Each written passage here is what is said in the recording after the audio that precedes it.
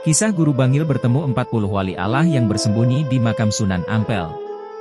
Siapa yang tak kenal dengan Guru Bangil, KH Syarwani Abdan Pasuruan?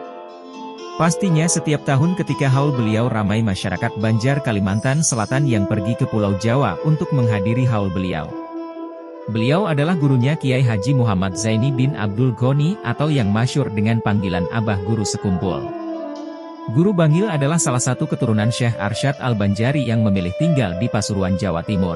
Menurut cerita dari salah satu guru pengajar di Pondok Pesantren Darussalam Martapura, Guru Bangil memiliki guru yaitu Syekh Jakfar Syaihon Habib Jakfar bin Syaihon Assegaf Pasuruan. Beliau adalah seorang wali kutubnya Jawa pada zamannya. Suatu ketika beliau pernah berucap kepada Guru Bangil, di tanah Jawa, yang menahan, menjadi penyandang bala, ada 40 orang wali mastur, jika ingin menemui mereka, maka ziarahlah ke Ampel. Lalu, pergilah Kiai Haji Syarwani Abdan ke makam Sunan Ampel. Sambil berjalan beliau melihat seseorang yang berjualan es. Saat dilewati tiba-tiba yang jualan es teriak, "Ana Wahid min Arba'in, aku salah satu dari yang 40. Berjalan terus Guru Bangil, tiba-tiba berjumpa dengan pedagang mainan lalu berteriak pedagang mainan tersebut. "Ana Wahid min Arba'in, saya salah satu dari yang 40. Sampai seterusnya hingga yang ditemui beliau sampai 40 orang yang berpakaian biasa, tidak bersurban, tidak berselendang dan lain-lain. Inilah para wali Allah Ta'ala. Masya Allah, yang namanya waliullah tidak dapat ditebak. Biografi Guru Bangil. Nama asli Kiai Haji Muhammad Syarwani Abdan, lahir di Kampung Melayu, Martapura, Kalimantan Selatan. Secara nasab, sosok yang berjulukan Tuan Guru Bangil, itu masih keturunan Mufti Kesultanan Banjar, Syekh Muhammad Arsyad Al-Banjari, 1710-1812. Saat berusia remaja, Muhammad Syarwani Abdan merantau ke Pulau Jawa. Di Bangil, Pasuruan, Jawa Timur, Syarwani muda meneruskan rihlah keilmuan kepada ulama-ulama besar. Saat berumur 16 tahun, Syarwani Abdan berangkat ke Makkah Al-Mukarramah dengan ikut pada Syekh Kashful dan sepupunya, Syekh Anang M. Syarani Arif. Di Tanah Suci, ia juga menimba ilmu-ilmu agama pada banyak guru. Di antaranya adalah Sayyid Muhammad Amin Qutbi, Sayyid Alawi bin Abbas Al-Maliki, Syekh Umar Hamdan, dan Syekh Muhammad Al-Arabi. Seiring waktu, Muhammad Syarwani Abdan pun menjadi seorang alim yang dihormati. Bahkan, ia telah dipercaya untuk mengajar selama beberapa tahun di Masjidil Haram.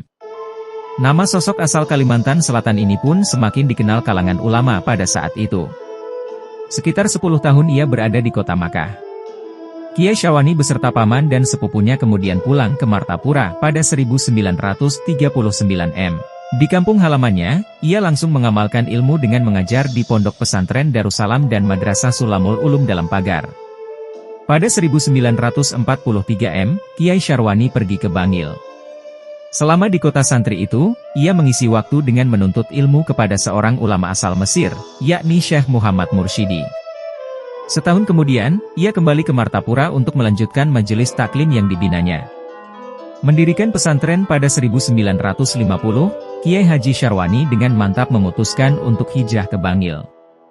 Seperti dijelaskan dalam buku 3 Permata Ulama dari Tanah Banjar, Kiai Syarwani sesudah beberapa tahun di daerah Jawa Timur itu lantas mendirikan pondok pesantren Datuk Kalampayan pada 1970.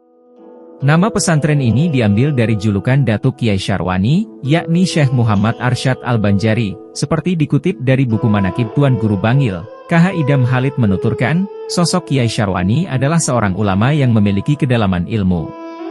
Ulama asal Martapura itu juga konsisten menyebarkan paham Ahlus Sunnah wal Jamaah, Aswaja, seorang di antara alim ulama yang betul-betul representatif, baik ilmu maupun amal dan perjuangannya, dalam mengajar, menyebarkan dan membela kebenaran paham dan amaliyah mazhab Ahlus Sunnah wal Jamaah.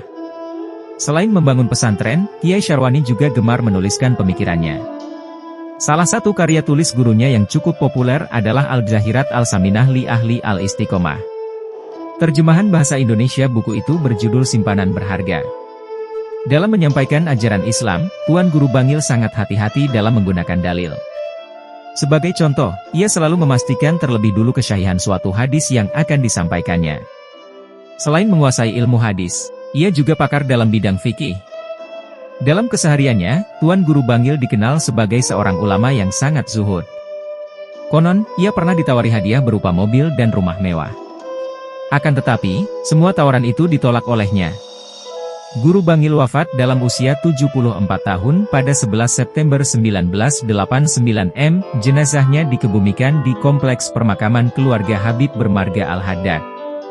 Lokasi itu tak jauh dari pondok pesantren yang dibinanya di Bangil, Jawa Timur. Pondok pesantren Datuk Kalampayan yang didirikan Kiai Haji Muhammad Syarwani alias Tuan Guru Bangil sukses mencetak generasi alim ulama. Dari hasil didikan Tuan Guru Bangil, banyak murid-murid yang akhirnya menjadi tokoh terkemuka. Di antaranya adalah Syekh Muhammad Zaini Abdul Ghani Al-Banjari atau yang akrab disapa Abah Guru Sekumpul. Selain itu, nama-nama lain juga muncul dari pendidikan di pesantren Datuk Kalampayan. Misalnya, KH Profesor Dr. Ahmad Syarwani Zuhri, pimpinan pesantren Syekh Muhammad Arsyad Al-Banjari Balikpapan. Kiai Haji Muhammad Syukri Unus, pimpinan MT Sabilal Anwar Al-Mubarak Martapura, serta KH Zaini Tarsyid, pengasuh Majelis Taklim Salafus Syaleh Tunggul Irang Martapura, yang juga menantunya. Berikutnya adalah Kiai Haji Ibrahim bin KH Muhammad Aini, Guru Ayan, Rantau, Kiai Haji Ahmad Bakri, pengasuh pesantren Al-Mursyidul Amin Gambut, Kiai Haji Syafi'i Lukman, Tulung Agung, dan KH Abrar Dahlan, Sampit, Kalimantan Tengah, serta KH Safwan Zuhri, Kutai Kertanegara. Dalam membangun pesantren, Kiai Haji Muhammad Syarwani Abdan tidak ingin memberatkan beban santri-santrinya. Ia berprinsip, mengajarkan agama tidak untuk dibayar. Maka, tidak berlebihan jika ia dipandang sebagai seorang pendidik sejati. Tuan Guru Bangil sangat berdedikasi untuk membina santri-santrinya. Hampir seluruh waktunya dihabiskan untuk mengurus pesantren. Saat kondisinya tidak sehat, ia bahkan tetap memaksakan diri untuk mengajar santri-santrinya meskipun itu dilakukannya sambil berbaring.